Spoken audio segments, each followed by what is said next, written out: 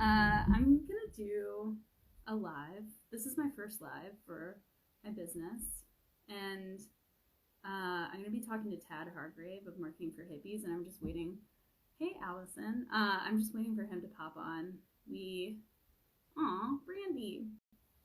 We're gonna be talking about the power of planning. We both have a couple courses coming up, and we both work with creative people who are also really scattered people. So we want to talk about why planning doesn't have to suck.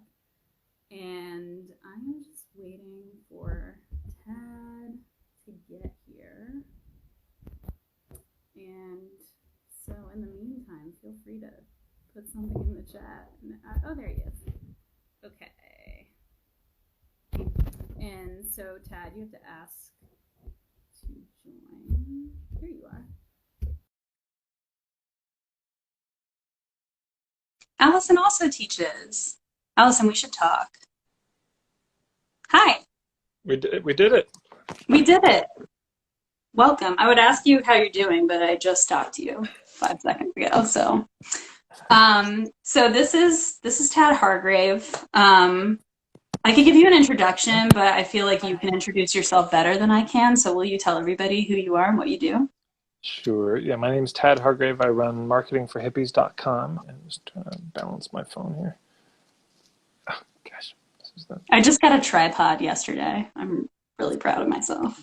You're smarter than me on this. I just have to hold this in my hand for a moment. So I run marketingforhippies.com. I help hippies figure out how to market their stuff better. And so it's a lot of massage therapists, holistic practitioners, permaculture people,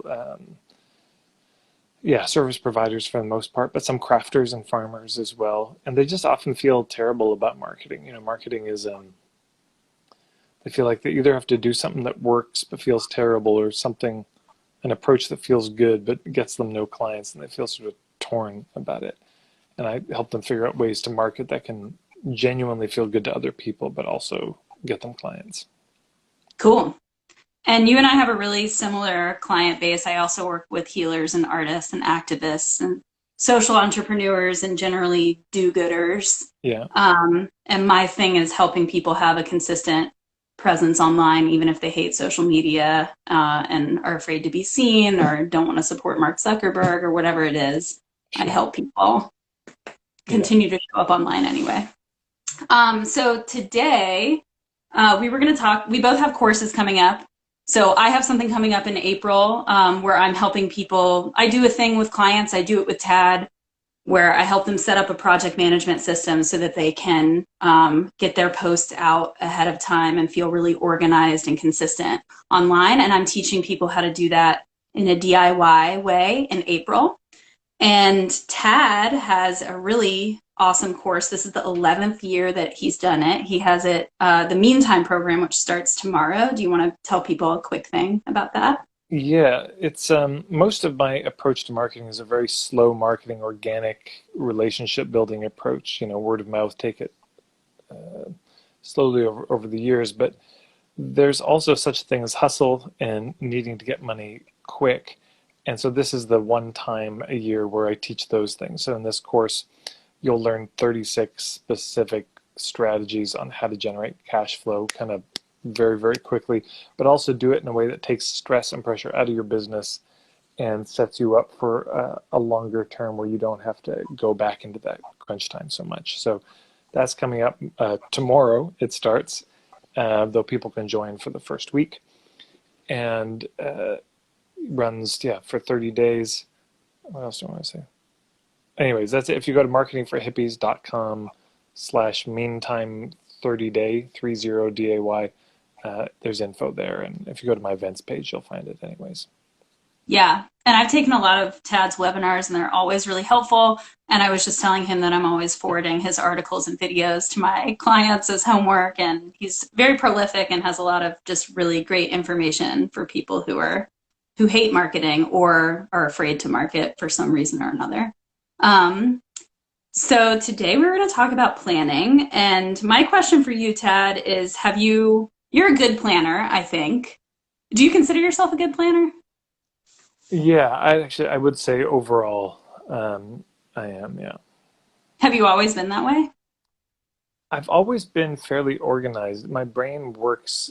Maybe it's partly why I'm so prolific. Is my brain just organizes info. It's something I Hmm. realized about myself in my late teens that I like to categorize things, and so for me, just for my own sanity, staying organized and the amount I'm doing, the amount of things I'm taking on. If I'm not organized, it just all falls apart. So part of it is just survival of the onslaught. But yeah, have you Yeah. always? Is that your thing? Um, I think that I think that when I was younger, I was really against it because I consider myself like a really creative person, and it felt like planning was the antithesis of that, that you can't just like fly by inspiration and whatever. But over the years, I've just found that you can do more. Like a stitch in time saves nine. You can just do more if you think ahead and get the big picture. Yeah, boy, that's so. Yeah, amen. What I mean, do you feel like, why do you think that? Okay, do you find that your clients hate planning? I don't know if Or, they hate it, but they're resistant to it. They just don't do it. The classic thing I've seen so often is, oh my God, I've got this workshop I'm leading coming up in 3 weeks and nobody signed up, or only two people have signed up. What do I do? I'm like, you're asking me 3 weeks before, and my usual response is cancel it, like reschedule it, postpone it. Why put yourself through this hell of hustling in the last 3 weeks? It takes time to really plan it. And I think most people, so there's a general resistance. I mean, because it's work to sit down and actually map something out. It's a there's a big shift in gears, and maybe it's because we're in such an adrenalized culture where there's always a dopamine hit right around the corner. To sit down and plan requires a real you just have to fundamentally shift gears. You've got to go down into first gear, and which can feel like you're stalled out if you're so used to running on adrenaline and being in fifth gear. And of course, once we're there, it's like, oh, this is great. Oh, wow, this is so nice. So it's that's hard, shifting down from fifth. I think that's part of it, and we don't have a structure for it. So we know we have a lot of ideas, but it's like that bag full of receipts. Now you know you got to do something, but it's just so daunting. You know, oh, what even categories do I put it in? Is this deductible or not? And so there's that, I think, and doing it alone is just lonely making. And so I think for a lot of people, there's probably like, oh, more screen time, more of this. But and then also, I think most people have never really seen a project planned out properly, so mm, they don't even know what to do. Like when I would um, walk somebody through doing a launch, it's like, okay, so we start planning it a year before, and they're like a year before because they start planning 30 days before. Like, no, no, a year before, and we're going to write all the emails like 6 months before. What? I write the email the day before. That's the trouble. You know, we're going to map it all out. And it's just very overwhelming because, of course, every one of those steps on the checklist, if you have a spreadsheet of things, it requires some work. But of course, the relief on the other side of having a plan is so incredible.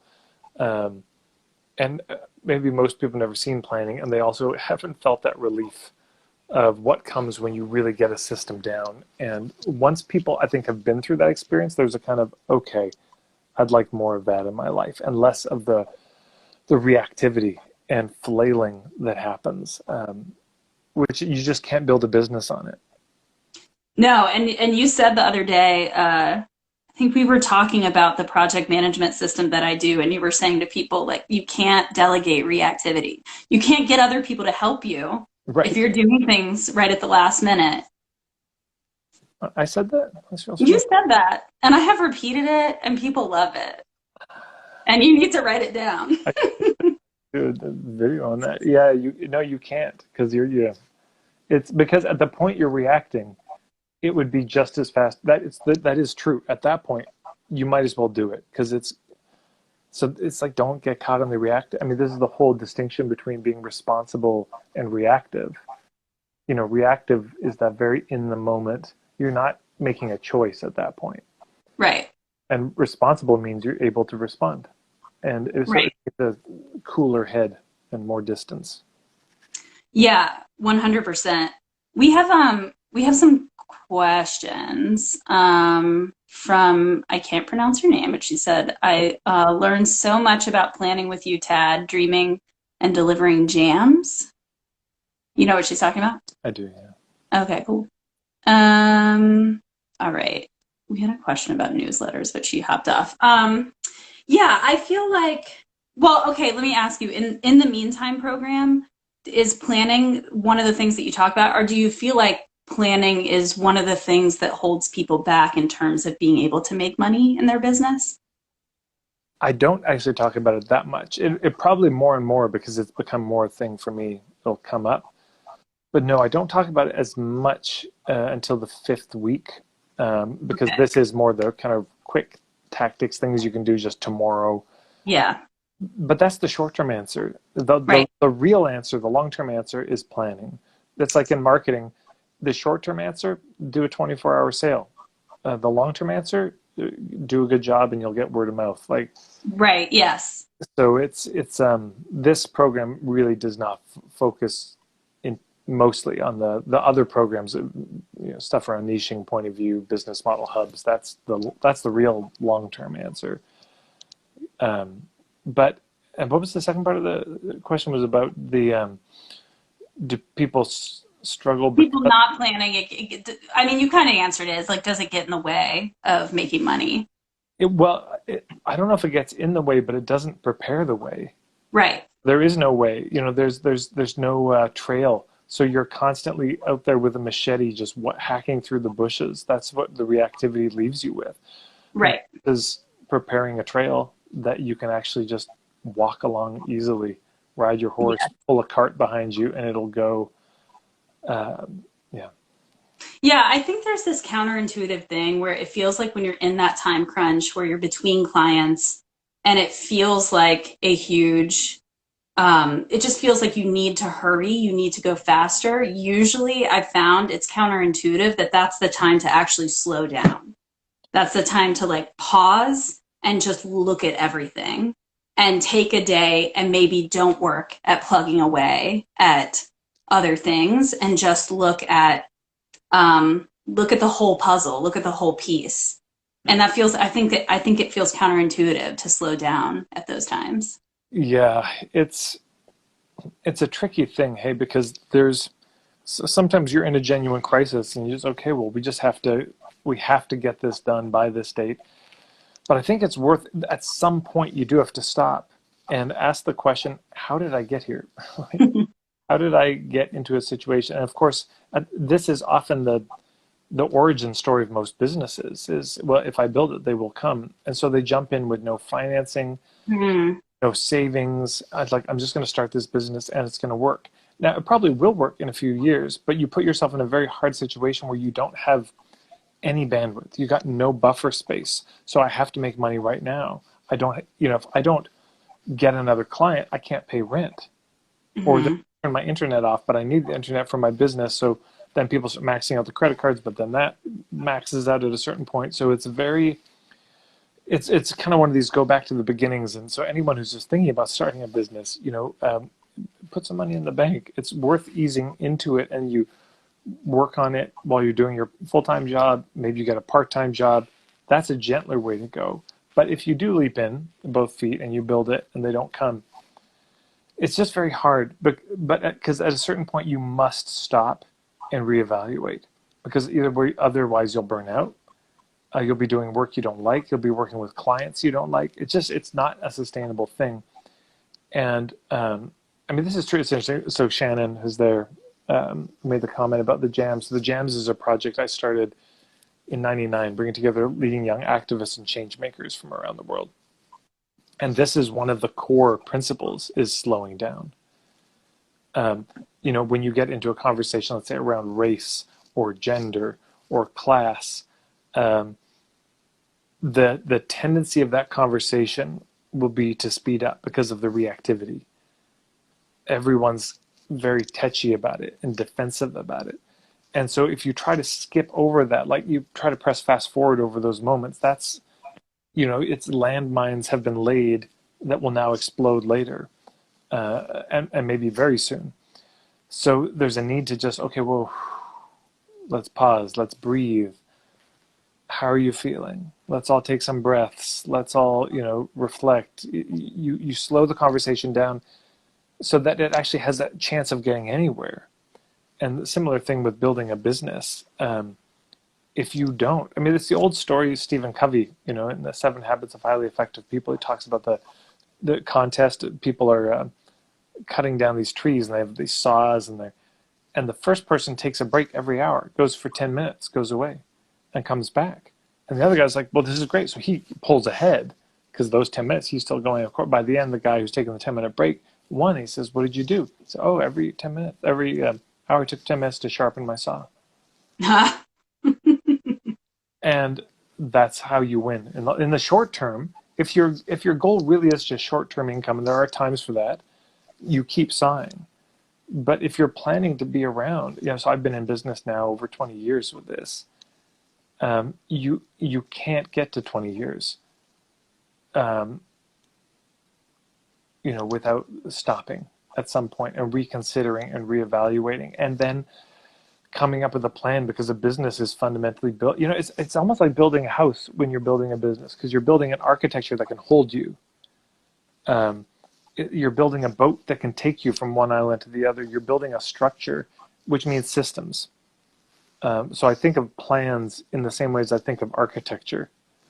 It's, of course, it keeps others dry. If your boat is your business, other people can get on the boat. Now you can take a lot of people over instead of just canoeing them on a log or a raft. But it also keeps you dry. But when people are reactive, they're still swimming.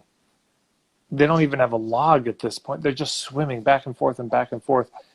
And short term, it's like, hey, who can get to that island faster? Somebody who's swimming.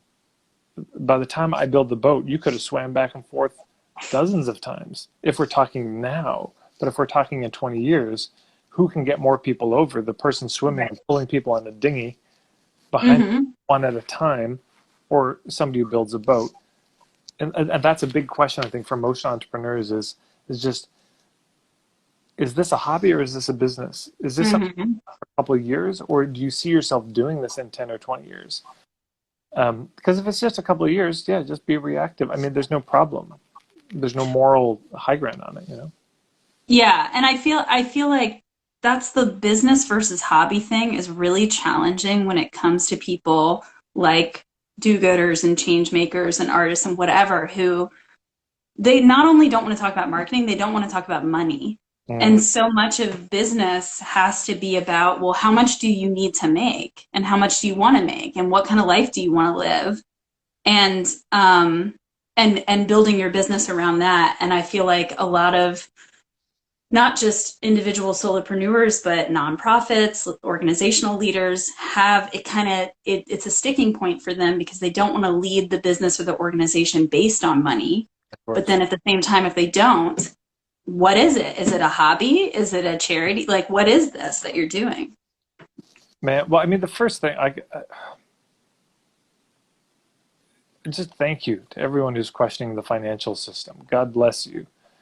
If you've dug into what the Federal Reserve is about and who created it, God bless you. You're questioning interest on money. You're questioning capitalism. You're questioning the whole nation state infrastructure and how this relates to money. I just, that's all I want to say is express my gratitudes to people who question it, because the whole economic system, of course, is so tied into all the issues. All the isms appear in the financial system. And so I just think we're all struggling with this question of how do we, because there's two things, there's two elements at play, I think, when we're building a business. One is, it's like these old stone archways. And your business and the marketing and all this is the keystone, where it curves, and it's what holds them all together, holds them up. But the foundation stones on both sides, it need to be tended to at some point, because otherwise the thing crumbles. It doesn't have enough footing. And so on one side, to me, it's goodwill. And on the other side, it's sustenance. And so the goodwill meaning your marketing has to feel good, but the sustenance means it has to sustain you. It has to work. It has to actually function. And I mean, for traditional cultures, this is no different. Of course, so much of culture is goodwill. You're trying to keep the relationships with each other in a good way. But then you also, the culture has to work. It has to feed people. People have to be warm enough in the winter. And so to me, now it's money. That's the form taken. And there's a lot to criticize about the fact that it is money and the abstraction of value. There's plenty that can and should be criticized, but the function is the same. And in this system, how do we sustain ourselves? To me, that's the question. And then if what comes up is like, well, I don't deserve to be sustained, then that's something to be looked at. That's the thing. I was just going to say, I feel like self-worth. I mean, obviously, when you're working on marketing, so especially with solopreneurs, so much emotional stuff comes up around fear of being seen, around money, around this and that. But I remember when I was first coming up right out of college doing grassroots organizing, I remember feeling like every second I wasn't working, I was wasting funder money. Wow. And of course I burnt out a few years later, and then found myself on a spiritual path and like left activism for like 10 years and whatever, came back around. And now I feel like with the power of that grassroots organizing and the power of self-worth and self-love, I feel really comfortable talking about money and sustenance, like you're saying, because the fact is that you have to love yourself in order to have a well to dig from, to give to people. And so many of the people that we work with, I think that's one of the first obstacles that they bump into is they want to give, but they're giving from an empty well. Oh man, that's so true. Yeah, and of course, this is another place that all the isms show up. I mean, I don't know, what are isms, the racism, sexism, capitalism, except institutionalized forms of hatred. It's all the isms, when you have one of those, it just describes who is loved and who is loathed, who's at the top of the pyramid and who's at the bottom, who's got access to the levers of power because they deserve it somehow and who doesn't, and where can violence be sent, up or down. All of that's there. And this gets internalized. And so you start to, if you grow up in capitalism, it's like, well, if I'm not producing, I'm worthless. Which is, there's that Instagram channel, the Nap Ministry. Yes. And it's, God bless the people who run it, but it's just taking a nap is holy work. Resting is it's not, this is the thing. Resting is not the opposite of productivity. Right. It's just the rest of the story. Right. It's just the twin. Dynamic activity and deep rest go together. And in this culture, there's such and I struggle with it too. I mean, myself, more of a type A proclivity, but the bias against rest, I would say also one could make the case this is a bias against the yin in the world. Yeah. I don't know if one needs to gender it, but one could make the case it's also the war against the feminine taken to another extreme, that you can't ever receive.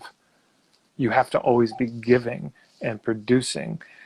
And so that's a war on life because life sort of needs that. We do have time into anyway. So, I just see that so much. And so then if you hate rest, you hate yourself because you need it. And Mark Silver, one of my dear colleagues, speaks about this beautifully from a Sufi perspective, but that it's actually a kind of arrogance in a strange way, because we think we're being humble, but the arrogance is this. It's like when people have that kind of chatter in their head, like, well, I shouldn't need to rest. I should just be able to keep going. I should not need to sustain myself because, I just got to give and I should just be able to push it through. It's like, oh, you're the one. The rest of us are human and have needs. But You've transcended having needs. Hey, and of course, the other challenge with this is in a day and age that desperately needs village, that definitely it desperately needs the village mindedness and community. Though there's a lot of ways to create community, and not proper for me to prescribe how it should be in different places around the world. But I'll tell you, there's one way to kill community, and that's just be self-sufficient. Mm-hmm. Never need anything. So our unwillingness to need things from people kills the very community we say we want to see. We want this beloved community, but we're not willing to lean on other people. We're not willing to ask for help. But that's the thing that creates community in the first place. Yes. And thinking about rest, it's the year of the tiger, and I just wrote a little article about this, but I really love big cats because a tiger, for example, sleeps for 20 hours, literally 20 hours a day. Yeah. And then the moment it needs to eat, it pounces, it kills, it eats, it goes back to resting and chilling.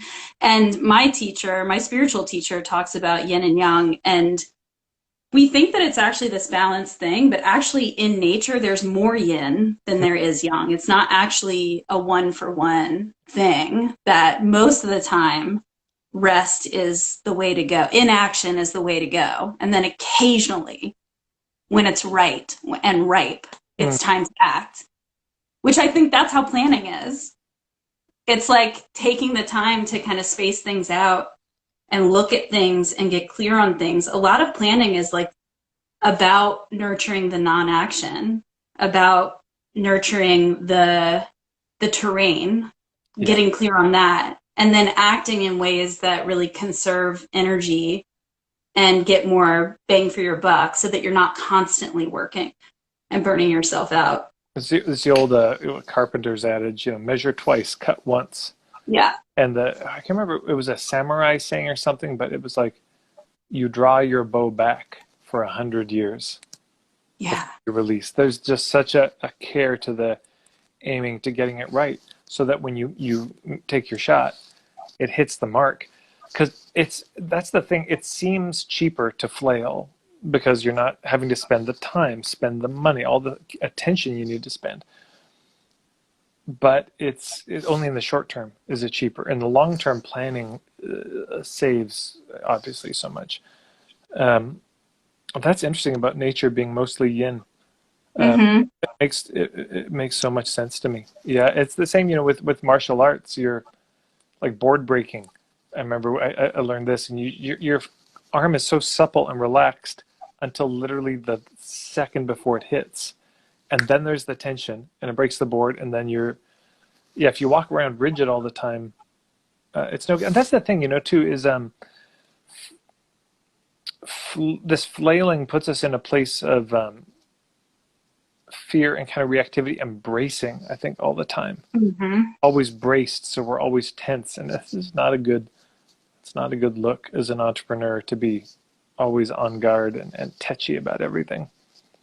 And it's a recipe for burnout, because we think, even that kind of thinking is depleting.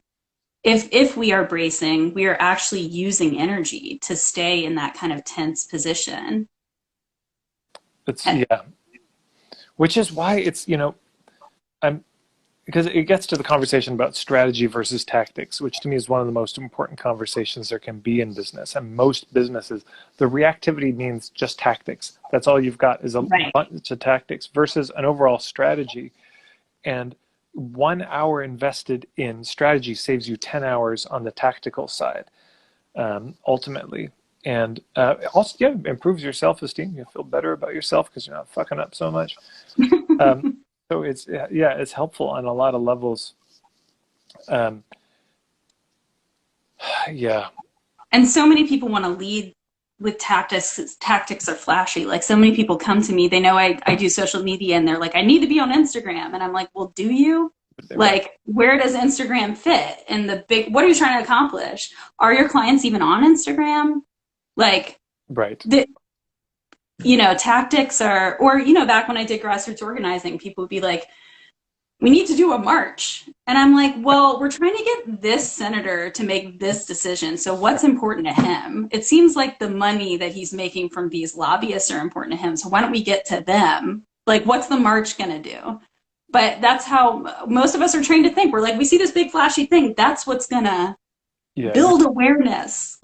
You're singing my song. I mean, if we look at it in terms of activism, well, activism is tactics. Activism is often reactivity. That's the march. It's the old joke: how many anarchists does it take to change a light bulb?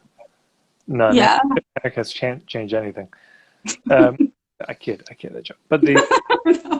But that's the same march with the same people. They forgot the megaphone again. That's the reactivity. And organizing, community organizing, is strategy. That's where you say, what's the bill we want passed? Who's the person who's going to sign that?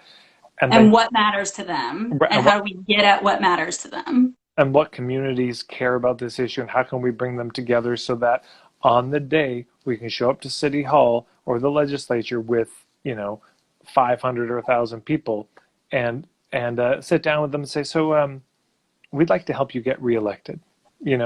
Would you like that? Exactly. You want to be back? That's strategy, and that works. Yeah. But the tactics, the reactivity. I mean, gosh, because I did the anarchist anti-globalization protests, and they're a good start, but they're a really weak finish. Yeah, it's the jab, but it's not the right hook. Yes. And just to say, when I look at business model, there's 4 keys to me to a good business model that ties into this. The first is you've got to make a business model that's safe for people to approach. People need to be able to check you out from a distance before they talk to you, which is, of course, what social media is great for. Number 2, it's got to be sustainable, meaning it's got to sustain you. It's got to pay the bills. It's got to put food on the table. If you like to pay rent, then that's helpful, so it's got to be sustainable for you. Number 3, it's got to be satisfying for you, meaning at a lifestyle level, you actually enjoy the business. And 4th, it has to be simple. And that's the thing I wanted to come to. It's got to be simple. Because if you're changing your niche all the time, you're changing your business model, you're trying to launch new things all the time, and you try to come up with a plan for all of that, that will burn you out too. Because to create a proper plan for a launch of something is a beast. It's worth it, but it's a lot of work. And then if next year, I'm launching a new thing. Then I started a new business, and you're always sitting down. It's like when an airplane's taking off, 90% of the fuel is the takeoff. Once it's in the jet stream, it's smooth sailing, very little fuel used. Most of it's there. So if you're always restarting, versus you say, okay, I've got a simple business model. So for me at this point, it's gotten real simple. I've got basically everything directs people to the membership. And then 4 times a year, I've got these 30-day programs, which I don't promote that heavily. I send out a few emails, 2 or 3 emails about each one, very short emails. I don't do a whole campaign, and that's it. And there's teleseminars, but I've simplified my business model a lot.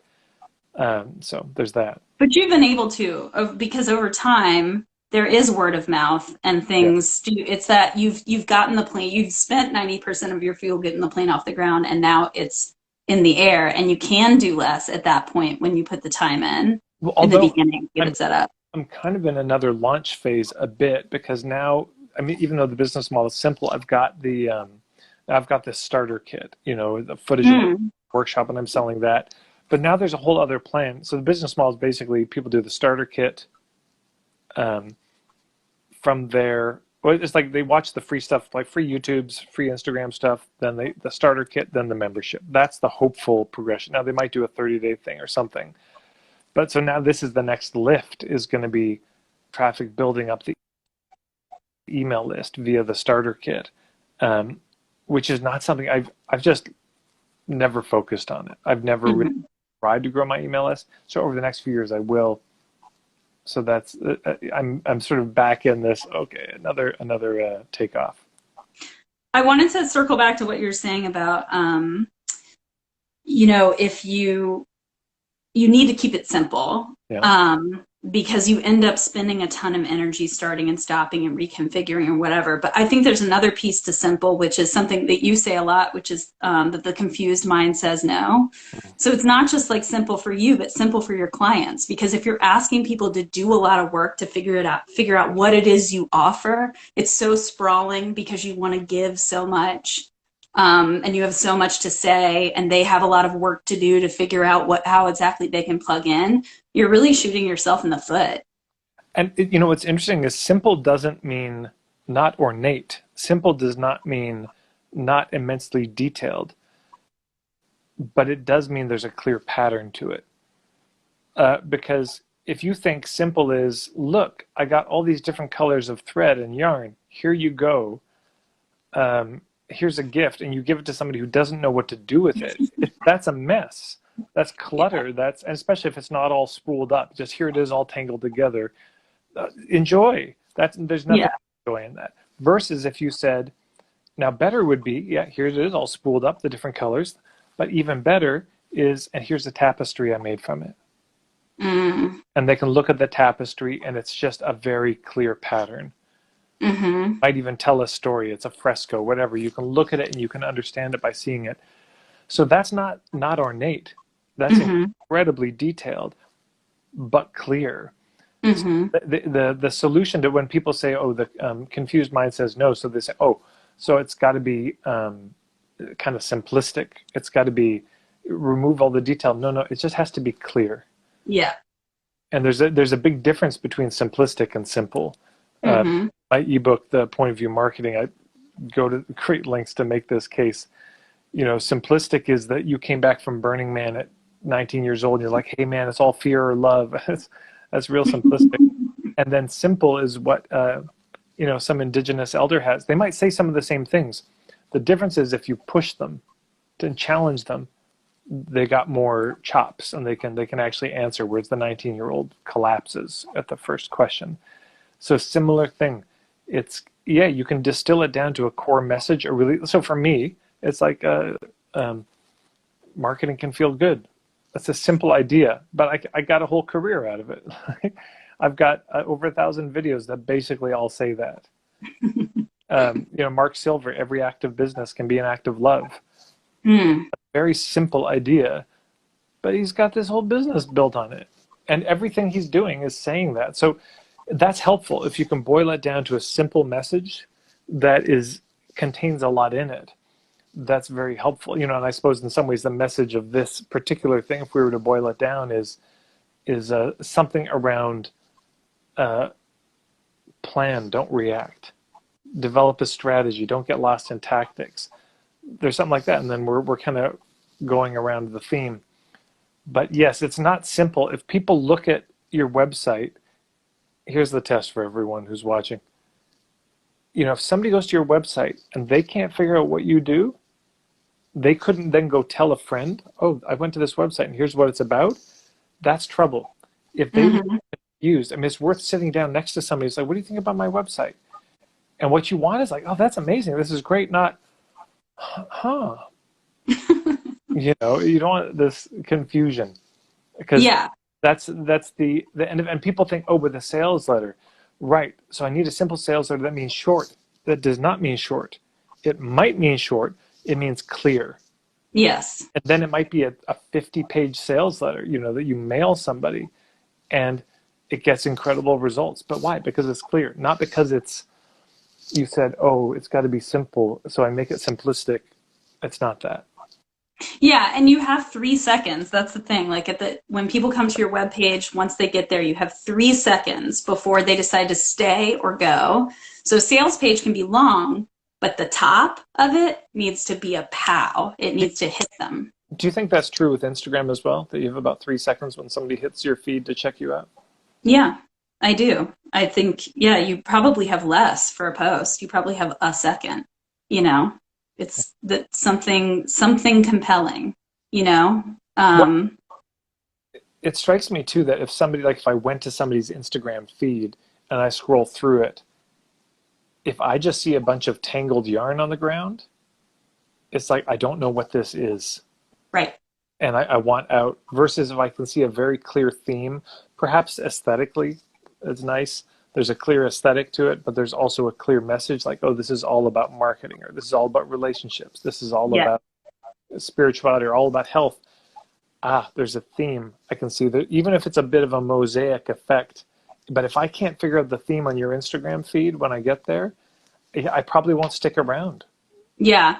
And I always encourage people to think about like what are their favorite accounts? Like who do they follow and what do their feeds look like? Because there's the hint is in there that it's probably someone you know exactly what you're getting. And usually, I mean, sure, the messaging is similar from post to post, but I'm a big believer in the aesthetic is similar too. And the only accounts I know of where they have a huge following, but maybe the aesthetic is kind of all over the place, is that they didn't build their following on social media didn't come from social media. It came from a movie or a book or some other place where they have the following and people went to go find them on social media to follow them. Yeah, But if you're building from social media, that's in some ways the face of your business. So you have to be as clear on your social media as you are on your website or any other communication. And then I also think like you don't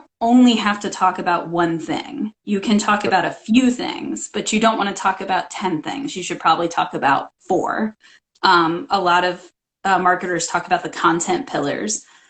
So like, let's say that you are a marketing business. So one of your pillars could be marketing, but then the other 3 could be other things that kind of fill out your personality. Maybe it's travel. Maybe it's your niche. There's like Jessica Zweig talks about, okay, so one of her pillars is entrepreneurship, but one of her pillars is women. interesting. And then one of her pillars is travel. And then one of them is something else, fashion. I don't know. But it helps people get to know her, which is another thing that social media can do for you in your business that maybe there's not enough time and space to do that on your website, or doesn't make total sense to do that on your website. You can do that in social media and show people your life and give them the inside scoop. And because at the end of the day, if you are a solopreneur, you really are selling who you are, because a million people probably do what you do unless you offer this super niche thing. A million people probably do what you do. And at the end of the day, it's not that they're wanting to work with your services. They want to work with who you are. They like you. Right. And you have to give them a chance to like you by showing them who you are. Right. I suppose I would make the little linguistic distinction for myself, for the way I would say it is not so much selling who we are, but we're sharing who we are. Yes. We're not trying to convince somebody to like us. Right. But if you don't share who you are, how are they going to know? If you can't reveal yourself a little bit in your philosophy, your point of view, how you see the world, what you're into, we're back to the faceless corporations, but the smaller scale. Great. It's the faceless corporation of one. But right. But that does make sense to me. Yeah. Like somebody, if you're famous already, you're already known for something, you can get away with a lot of stuff. But yeah, if you're not, it's just a good question to ask before I guess you start on social media. Are you famous? No? Okay. Are you famous? This is a different strategy on like the dendritic tree. Well, the are you famous question is good on a lot of levels, because another thing that gets in the way is perfectionism, that people are like, well, what if I say this controversial thing and I get canceled? I'm like, no one's going to remember because you're not famous.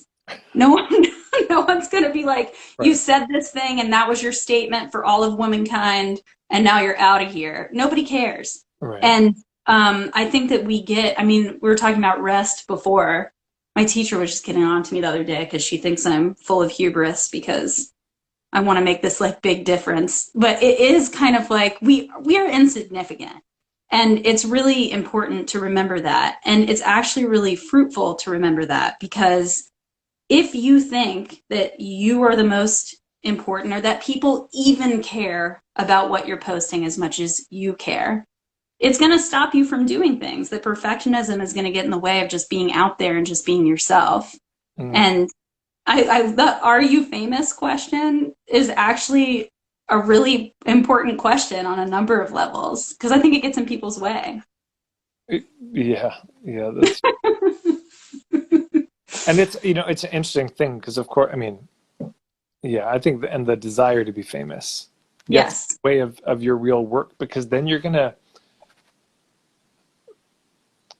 be monitoring yourself for what's the response going to be like. And, there's the old story of Narcissus, from whence we get narcissism. And there's a bunch of versions of it, but basically, what a common story. A young guy falls in love with a goddess. He's an idiot, and he screws it up and spurns, and she curses him to fall in love with the first thing he sees when he wakes up.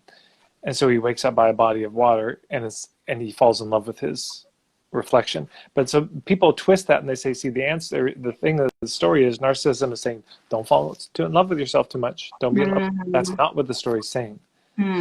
Specifically, the story says, don't fall in love with your reflection. I mean, don't fall in love with what you're getting back from the world.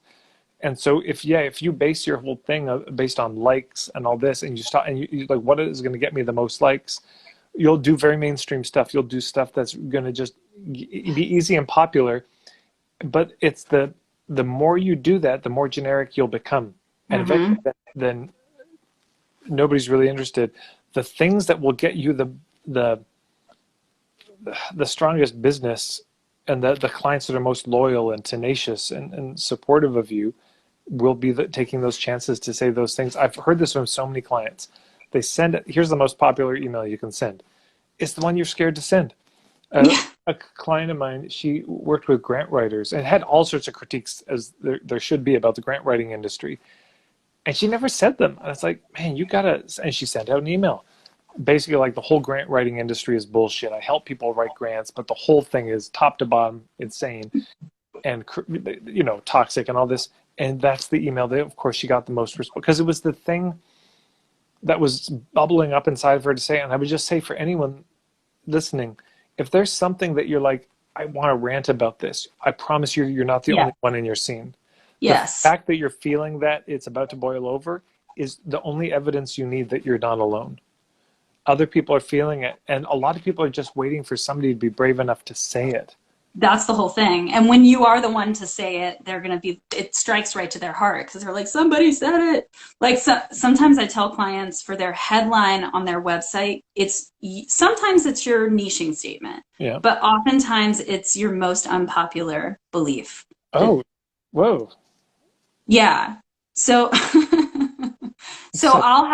I have this exercise where I ask people to write down what they believe, but the last question is, what's your most unpopular belief?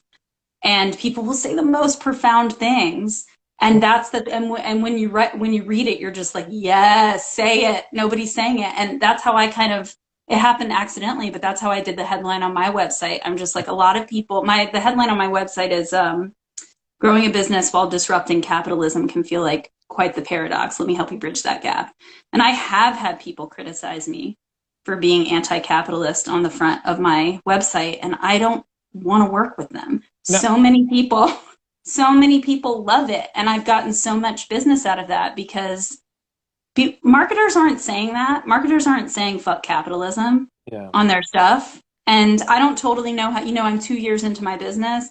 I don't know how this is going to pan out in terms of like how to bring this message into fruition. But I bought the anticapitalistmarketer.com and anti-capitalism, or marketing for whatever it is. I bought some and I don't know how it's going to work, and I don't totally know how to talk about it, but I know it's controversial. I know it's going to push some buttons and let the conversation begin. Like, that's your most unpopular belief is the thing you should lead with.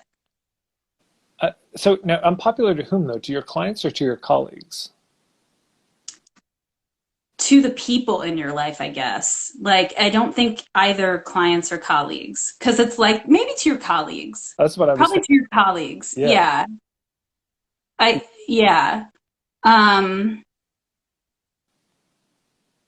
have to think about that some more, but it's not your clients, because sometimes you can write this statement before you even have a client.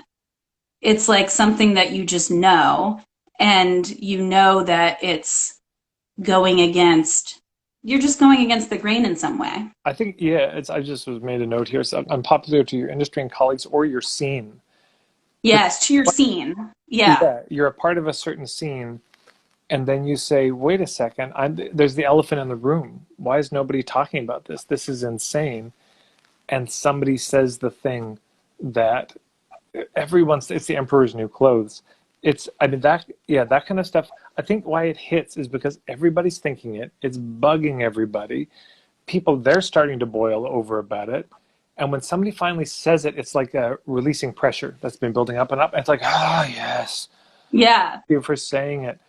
And this is interesting too, because here's my pro tip on homepages, sales letters.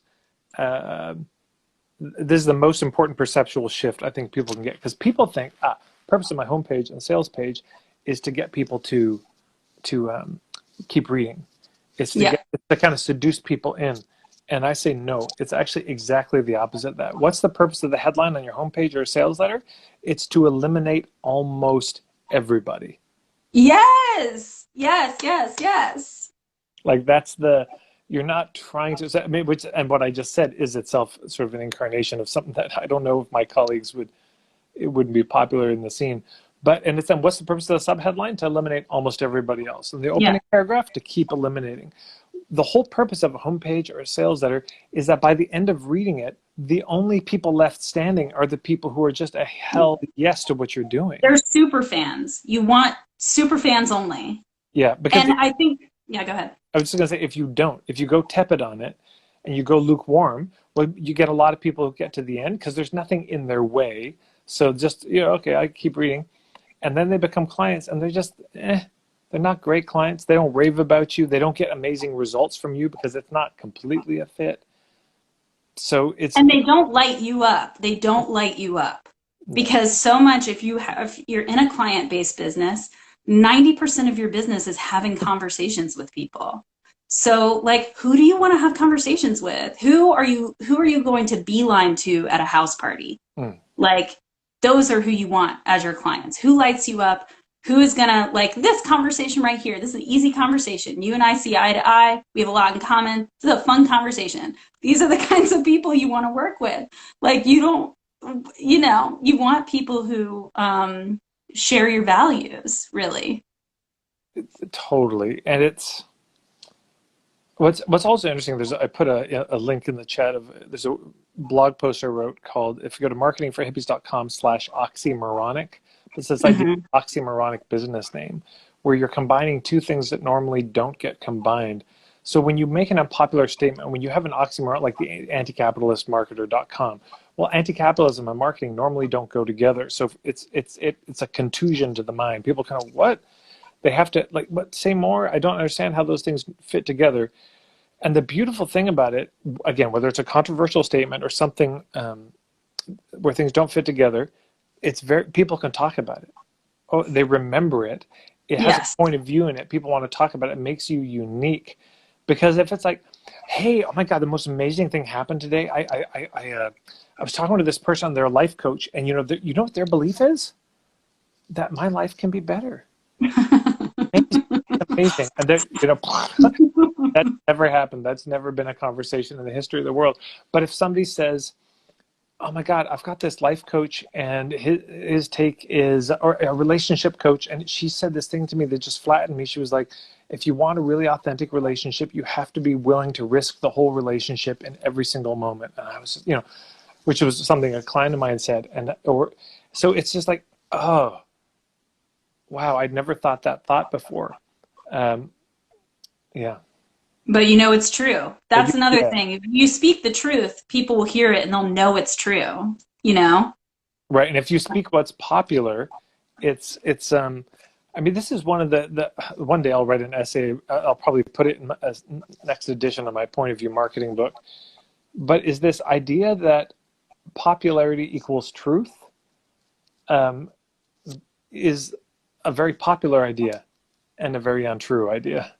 Just because it's popular, just because everyone believes it, just because everyone's towing that line, it's actually what it really is better evidence of that idea works for the people in power, and that's why it's popular. Yes. Because it works for them. And so it's also very good to be wary of. This is one of the places where Rebecca was saying about the what's your most unpopular belief. what's this elephant in the room? Because there's something. Have you seen the new Matrix movie, by the way? No. Oh man, it's great. I really liked it. Afterwards, I was like, I don't know, but there's this scene in it where, um, oh, I can't say it without spoiling the movie, but there's a scene where they talk about basically the power of the Matrix or the system, however you want to say it, to co-opt things. It'll take your best and brightest ideas and it will turn them into something banal, just kitsch and hidden in plain sight. You can take radical feminism and then it becomes, let's just make sure that 50% of the CEOs are women. Like, that's it? Of the corporation destroying the planet? Yeah. This is our radical dream? So there's nothing that it won't savage and co-opt and twist to its purposes. There's no radical. They can take the anti-capitalist thing and turn it into a Nike commercial, which they did. So there's nothing precious to those in power. People look at the people in power, and I think their greatest defense is people look at them and they say, they wouldn't do that. Right. Yes. No. You wouldn't do that. Right. They're right. psychopaths. They would absolutely do that. But how could they sleep at night like babies? Yeah, and when you reach a certain level of income, it actually changes your brain. When you reach a certain level of power, it changes your neurochemistry. Yeah. So maybe there was a time they were different, but they're other people now. Yeah, it's you're on the receiving end of that much privilege, and all of a sudden, you're born on third base, and you think you hit a triple, as they say. So this is the thing that I would invite everyone to consider. If you have a belief and it's incredibly popular and everybody's on board with it, it's time to just question it. Because the fact that the mainstream media has adopted it may be telling us something, that something important has been left out of it. You see something that used to be a radical slogan and now the news is using it. It's like, it's often good to go, the etymology of the word radical, roots. Mm-hmm. So it's like, okay, this festival used to be radical, but now it's suddenly everywhere. It used to be a threat to the system. Now it's corporately sponsored. Is it possible that something got left out along the way? That maybe the original organizers might be horrified to see the way it's gone. And then you can bring something radical back. And it's the radical things that get attention. The things that are genuinely outside of the norm and the mainstream of what we see every day, of this corporately owned, 6 companies own all the news media, and they're all owned by Vanguard and BlackRock anyways. And you think they're going to let stuff be on the news? That's a genuine threat.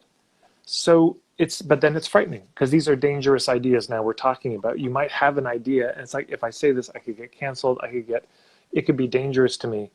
And I have no advice on this. This is something every individual, I think, has to suss out themselves and how willing they are to say these things. But if we don't say them, it might be that the danger to the world is greater than the danger to us would be. Yes. I mean, Martin Luther King would talk about how the white moderate was more concerned with order than justice. And having justice means 9 times out of 10 creating disorder. Yes, and he also said he was so disappointed in the white moderate, because it's the Phil Oakes line. Phil Oakes was a folk singer, and he has a song called "Love Me, I'm a Liberal," and he says the liberal is somebody who's 10 degrees to the left of center in good times and 10 degrees to the right when it affects them. And so, because they want to be in the middle, they don't want to rock the boat. This is the trouble of the liberal, of course, is that, the order of the system fundamentally works for them, gives them privileges. So who wants to rock the boat? Not them. And so they don't. Right. Yeah. I also feel like when you talk about mainstream, if your beliefs are really in line with the mainstream, it's time to question your beliefs. I think now that we're living in this time that's so polarized, I feel like the next question is, if your beliefs are really aligned with the subculture that you're in or the faction that you're in, like, for instance, I'm a hardcore lefty, it's no secret. But when I find myself feeling really combative at a time when compassion might be more helpful, even for some douchebag who's being misogynist or whatever it is. Like, even in that scenario, if I'm finding myself towing the party line and being like, you know, bullet point list of how you should feel and act right now, I found myself being like, am I even a critical thinker anymore? Because I'm finding myself, I'm spending so much time on Instagram that I'm finding myself letting the Instagram activists tell me how to think and feel. And I consider myself, you know, a very independent thinker. And here I am, like, afraid, Right. you know, to push. I'm not afraid to push buttons on the mainstream level or on the right or on the, you know, I'm fine pushing buttons there, but can I push buttons with my brethren, with my colleagues, you know? Yeah, and all of us have to figure out where we're willing to push, and you know, when is it too expensive and when isn't it, and that's a very hard call to make, because it does It's have, hard. we speak out, it has consequences. We don't speak out, it has consequences. So we just have to decide which consequences we're willing to live with. But I would say I think this is an interesting thing, an important thing to underline. What you just said is, so because you lift up, I just love this. Like, what's your most unpopular opinion? What's your most kind of controversial thing in your scene? It's so easy for that to become the new religion. It's so easy for them to become fundamentalist about that. But it just seems like everything is medicinal in some way. Every idea is medicinal at a certain time. And so, for example, there's certain times where tough love is what's needed, and there's certain times where some real gentle love is needed. There's times where adversity is medicinal, and there's times where just comfort is medicinal. And it's very easy to ossify around something. You know, some people would make the case that the left, you know, the left and the right, if the parties is tricky, and of course they're both completely corporately owned at this point, and what are you going to do? Right. Yeah. But the left has more of this compassion and is willing to challenge the tyranny at the top, and the conservative side, more conservative meaning it order and structure, doesn't want to change things quite as quickly. And of course, you can get tyranny on both sides. You know, I heard somebody said, you know, when you look at the far left and the far right, they're not opposites, they're opposames. Because they both turn into authoritarian governments and concentration camps. And you can say, no, don't you see fascism is different than communism? Explain it to somebody in the gulags. Help them understand the fine difference of their experience. So, well, it's the extreme left goes around and the extreme right goes around, and they meet. And we're seeing that a lot during this COVID crisis, and a lot's arising around that, which we don't have to talk about. But it's a lot of people who you never thought. Like, I'm thinking right now, I will call it out, JP Sears, who is that ultra spiritual guy who is so funny and cool. And he has really circled around, and he's super right wing now. And it's like, you know, you think it's a linear thing where he went from way one side to another, but it's not linear. It's cyclical, and it meets right in the middle. Yeah. I mean, hey, if we start talking about COVID and our opinions about COVID, we'll definitely get a bigger crowd. People will stick around. What exactly does Rebecca Van Damm think? What does Tad? What does Tad think? I think we all want to know what Tad thinks. I'm sure. But, and the other thing I would say too about the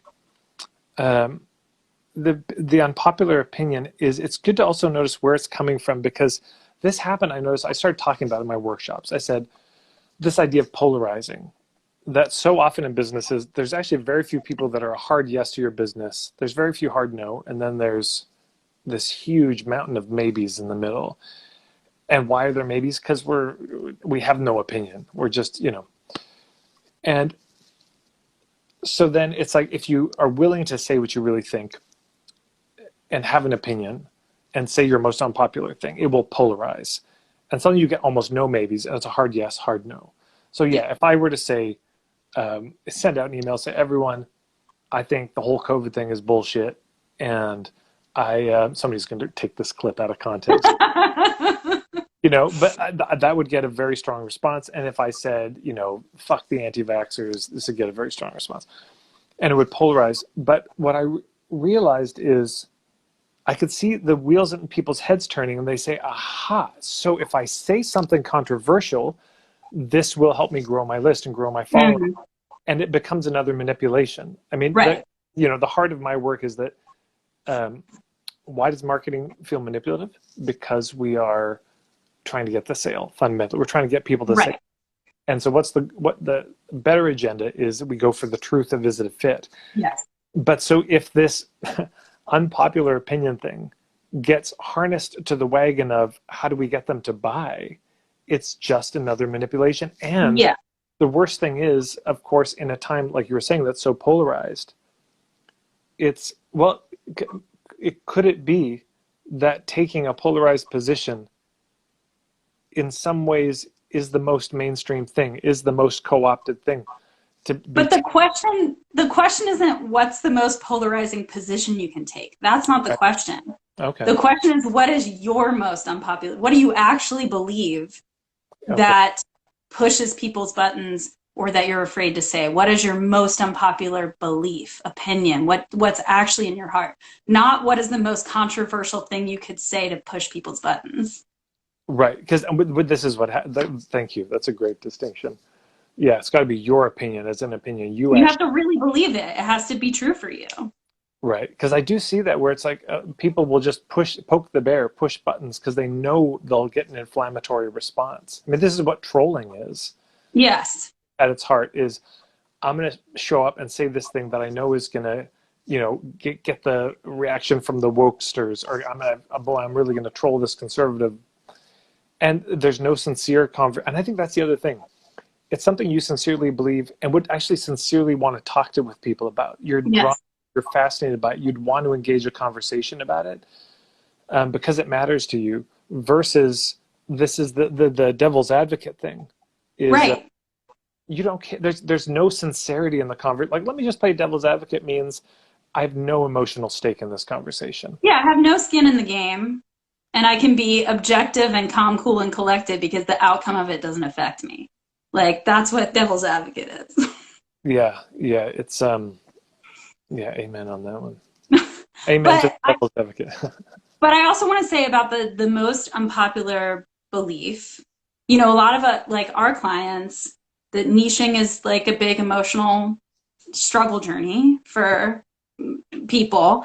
And oftentimes the answer is right in that most unpopular belief, because sometimes in the unpopular belief, it's about approach.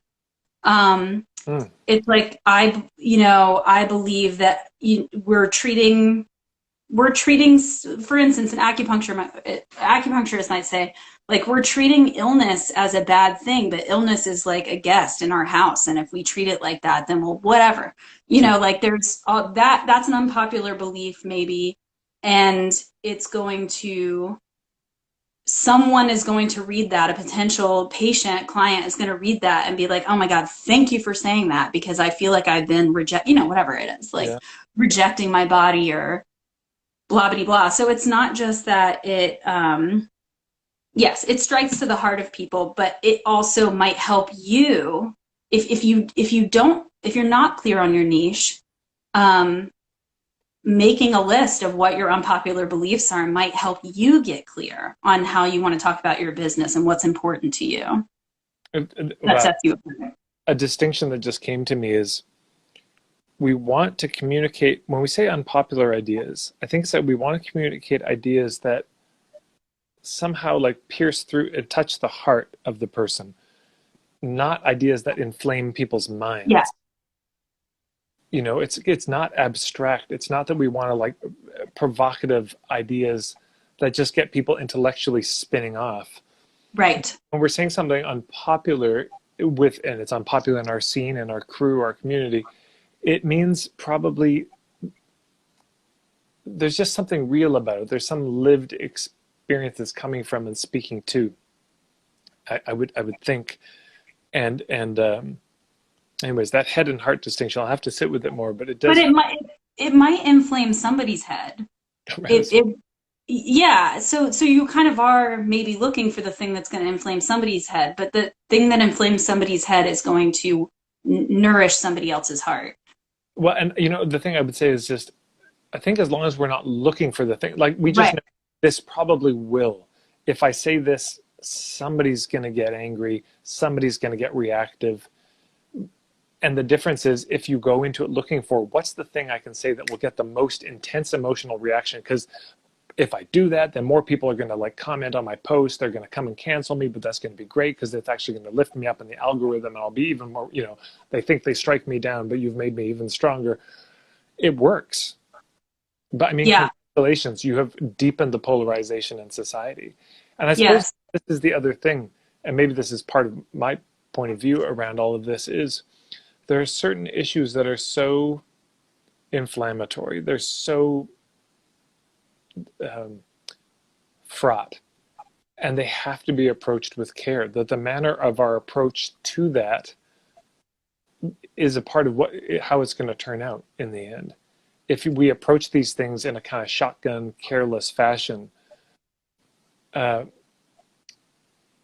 I don't know. I just see that then that entrenches a polarization and a positioning. There's sometimes you can't avoid it though. Like what's coming to mind is Black Lives Matter. When I think about when that phrase started, it was a love letter to Black people. Sure. It was not like a rallying cry. It wasn't even an organization yet. It was like some shit went down where I think it was Trayvon Martin got killed, and a couple of women activists wrote a love letter to Black people that ended with Black Lives Matter. Right. And it was like, that should not be controversial, but it was. It really, and it struck to the heart of people who needed to hear it. And it poked at the brains of people who didn't want to hear it. And it turned into the All Lives Matter thing. And it turned into all kinds of stuff. But that wasn't the goal. The goal was to say, I love you. And I feel like your most unpopular belief is often your way of saying, I love you.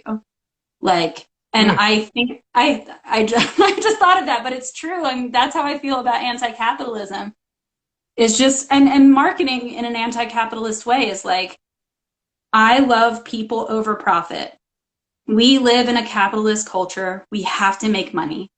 And I love you and I want you to make money, and also fuck capitalism. And someone's going to hear that and be like, ugh, like, thank you for, and people have heard it and felt that way. But like at the end of the day, I'm not trying to piss anybody off. I enjoy pissing people off a little bit, but I'm not trying to. I'm actually just trying to say, like, I love you and I want you to succeed and I want us all to succeed. And I'm tired of jabronis like Jeff Bezos and Richard Branson driving dick rockets into space. I'm tired of them having billions of dollars and spending it on that when people who want to heal and do good things are fucking broke. I'm tired. Like, that's how I feel about it. But that's love. That feels like fierce mama bear love to me. Rebecca, that was so beautiful what you just said. I love that. And I think it's a good reminder of, can we keep our point of view grounded in love, not reactivity? That it comes from a place of really loving our community. And that's why we want to say the tough thing, is because we love people, because we see that what's happening is actually causing harm. And the unwillingness to acknowledge it is devastating us. So somebody has to say it out of a place of love, I think. Because if the point of view is coming out of, I want to be famous, if it's coming out of, I want to be popular, if it's coming out of, or even hatred for others, I don't think it lasts. I don't think it has sustaining power. And I remember years ago it occurred to me that where we speak from in ourselves, we speak to in other people.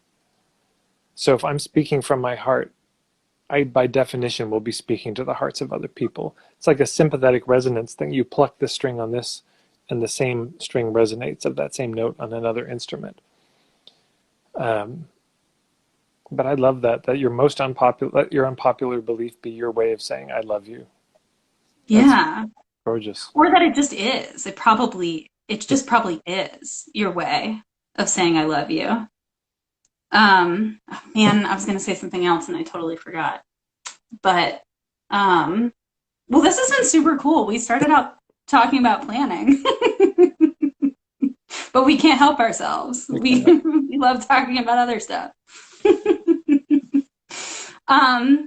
Well, Tad, do you want to take a second and tell people a little bit more about the program that's launching tomorrow?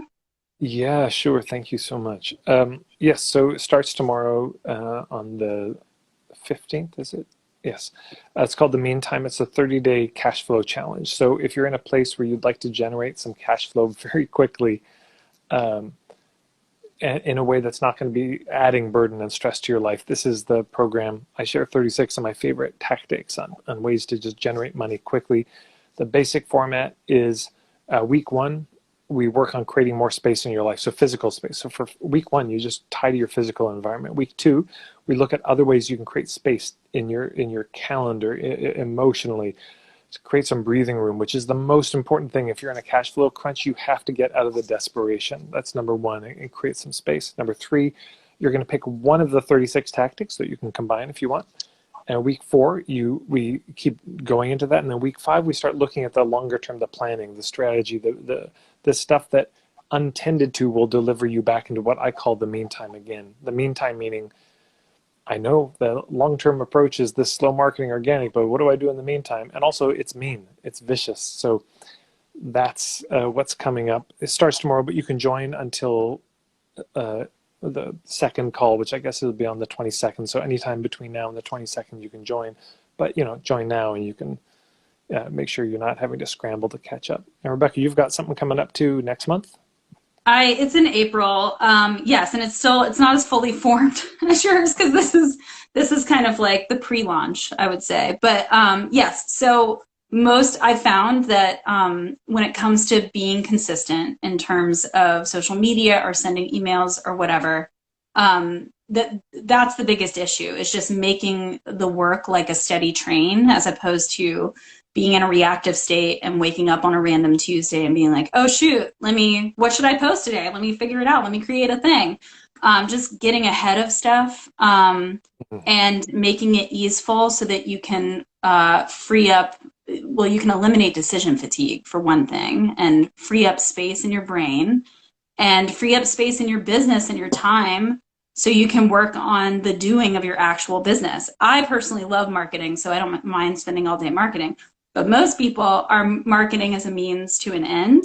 And so you don't want all time in your business spent figuring out what you're doing for marketing. So I am leading people to this DIY way of project management so that marketing can be a smaller part of their overall business plate and they can spend time doing the things they actually like in their business instead of spending all day marketing. Boom. Boom. And it's the link is in my bio I think I forgot to change. Anyway, go to my website and then go to my offerings. Like I was supposed to change that before this live. But anyway, go to my offerings on my website and then you will see to get on the wait list for this offering. It's in April. It'll be 30 days. It's 30 days because I'm inspired by Tad's, all of his 30-day programs.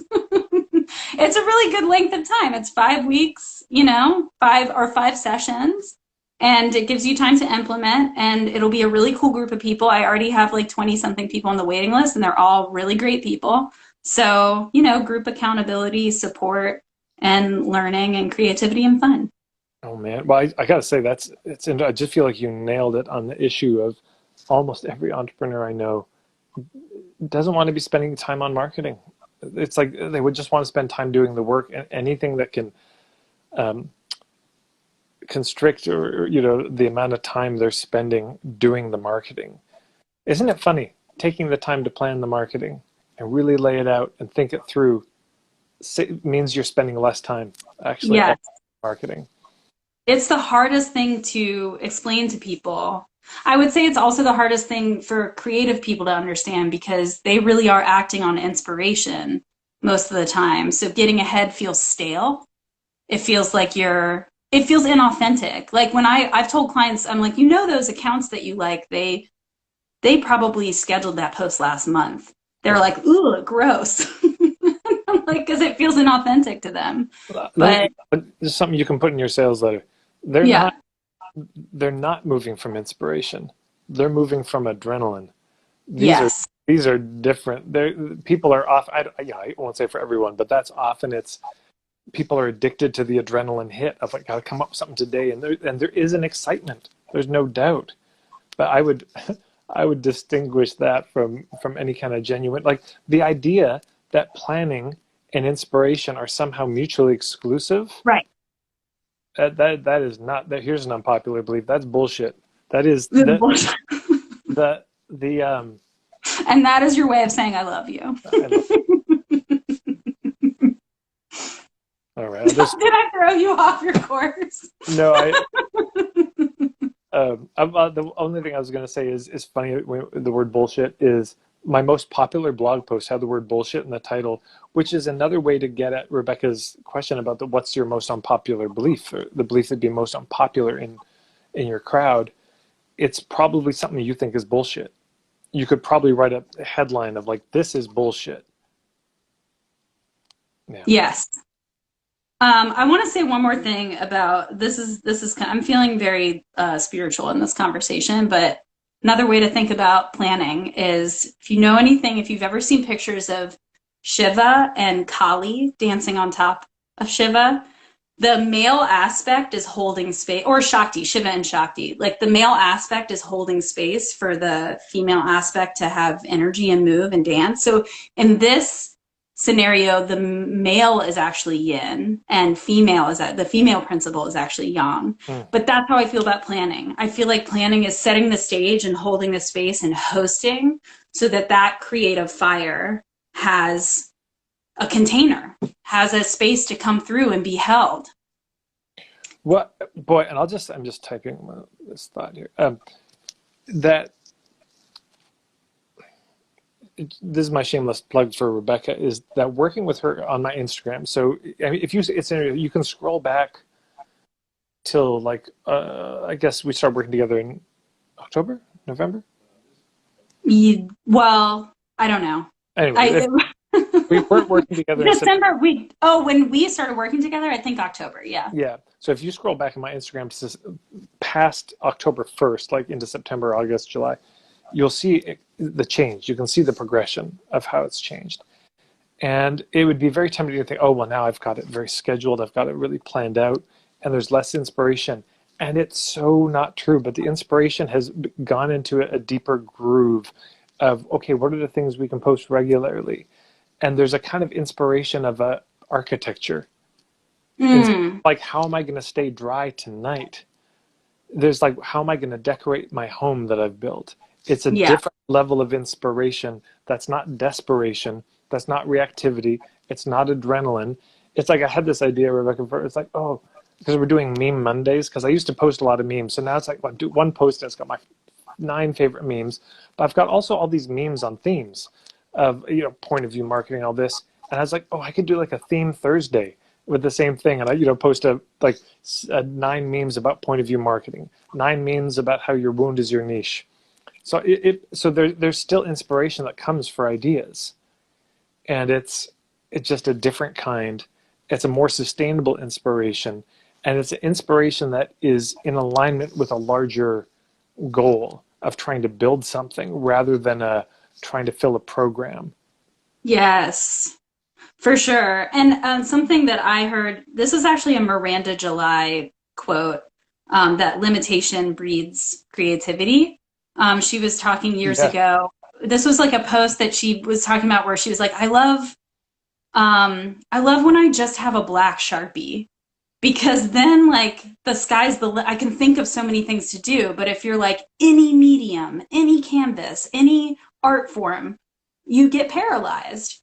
And I think that that's super true for social media. The more fine-tuned you get about, okay, Monday I post about this, Tuesday I post about that, or these are my content pillars, I only post about these 4 things. This is my color palette. These are my fonts. Like, all of that stuff is only going to make you more creative. Those limitations are actually prompts. They're not cages, they're prompts. Yeah, limits don't confine us. They define us. It's different. Yes. They're not the enemy of creativity. They are the beginning of creativity. And so Yes. structure in your social media, structure in your business and your planning, it's, it can begin with just you sit down and you think, how do I want my life to be? How do I want my business to be? What's my dream? What's the kind of lifestyle I want to have? And then you just start to work backwards. You're like, well, how do I get there? Because this doesn't just happen. You don't just create a business. It doesn't just stumble upon you. It takes an immense amount of care. It takes an immense amount of thoughtfulness. And so it may just start with you put up a flip chart on the wall, or, paper, and you just doodle and you start to draw it. But then you work backwards and you get practical. Because it's so interesting. People think, of course, there's all this fetishization of indigenous people, and that kind of romanticization of like, oh, they were just talking to the ancestors all the time, and as if they weren't practical when everything they did was practical. It's like, but they just kind of freestyled it spiritually. You think the sweat lodge is a freestyle? Yeah. You think there's not a certain number of stones, a certain kind of stone, a certain number of rounds, certain songs that are sung all the time? There's a certain protocol. There's an immense amount of detail, and it's a lot of it has to do. So, well, why these stones? Oh, it's because these stones are more spiritual. No, because the other stones explode. Why? Anyways, for all these things, there are practical answers, and a business has to be practical. It has to work for you, because you're a human being in this world, and so it must sustain you. It must keep you going, and that would be my wish for all of you, is that you develop some sort of systems, traditions, rituals, structures in your business that allow the business to thrive and that feed you. And anyways, that's my extended shameless plug for Rebecca's services, because it's meant so much for me, and I wish it for all of you. She's fantastic at what she does. Well, thank you, Tad, and you're fantastic about what you do, and I've just gotten so much out of everything you do, all your webinars, all your videos, all your articles. Like, it's just been a real guiding force in my business, and I feel stoked that I get to work with you so closely now. How lucky am I? Well, not as lucky as me. That's well, and I should probably get going, but this has been such a treat. And yeah, thanks everyone for tuning in. Really good to see you. Hopefully maybe plant a seed of the thought that planning doesn't have to be ick, doesn't have to be gross, but could be something beautiful that actually is an incarnation of your creativity, not the end of it. Yes. Well, thank you, Tad. Thanks for taking the time. Talk to you soon. Bye.